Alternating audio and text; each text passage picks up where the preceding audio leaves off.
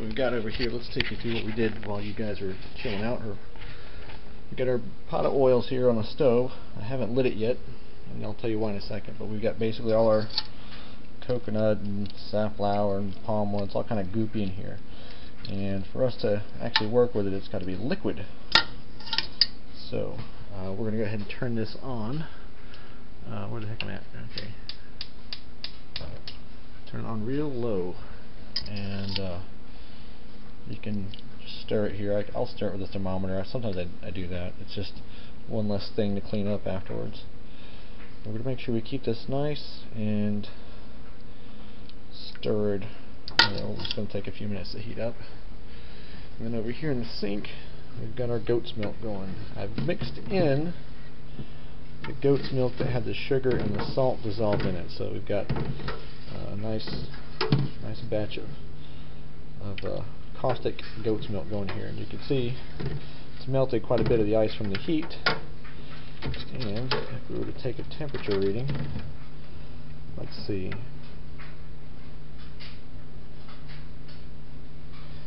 Alright, so in spite of being, I don't know if you guys can see that, in spite of being in an ice bath with almost frozen goat's milk, we're up to just around 80 or 90 degrees there. So that's about as warm as you want it to get, maybe a little warmer, but we still got quite a bit of lye to put in here.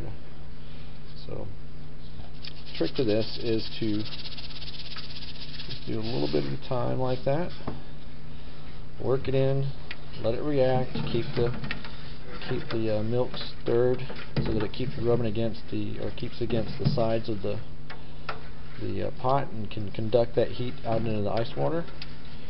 Keep the milk cool, keep it from scorching. I can't tell you how many bad goat's milk bars have been made from scorched milk from people that don't know how to do it. And this is a trick that'll make your goat's milk bars turn out a lot nicer. They won't have that sour, nasty smell to them, which kind of sucks. So this is the no crap segment here. This is where we get the no crap from. Is we take the goat's milk, keep it nice and cool. And we'll check it for temperature. Now this is kind of we'll let that sit for a little bit. We're kind of doing a ballet here because we're going to heat this up. This is going to have to get pretty hot to get all these oils mixed in together. Usually like in the 120 or so range. We're not even close to that now, it looks like. Okay.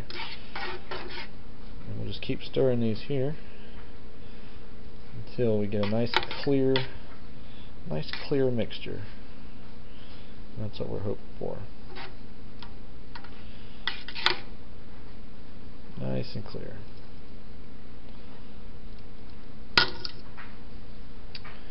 Let that sit for a little bit, and then of course it's back for this.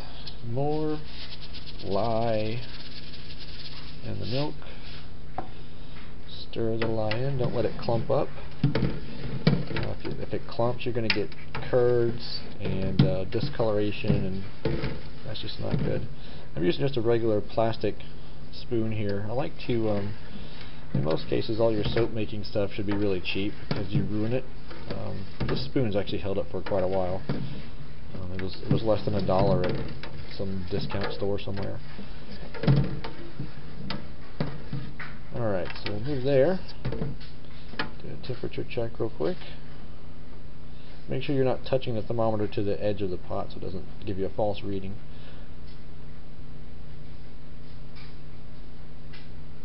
Okay, it looks like we're getting up close to about 100 degrees almost. Now, I want to get this up to about between 90 and 100 degrees. That's my sweet spot. So you can kind of adjust how much lye you add and how fast you add it to make the temperature do what you want to do. When you're doing other soaps that don't have milk as a base, it's not a problem. You don't have to worry about that. You just worry about the water not boiling, and that's really all you care about. With this stuff, you got to be a little more gentle. So we'll keep stirring the milk there. I can feel some of the heat coming off of my hand.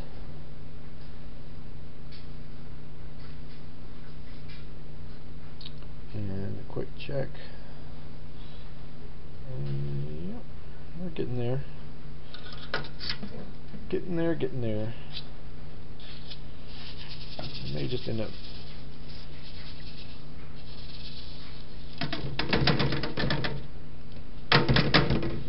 that's the rest of that.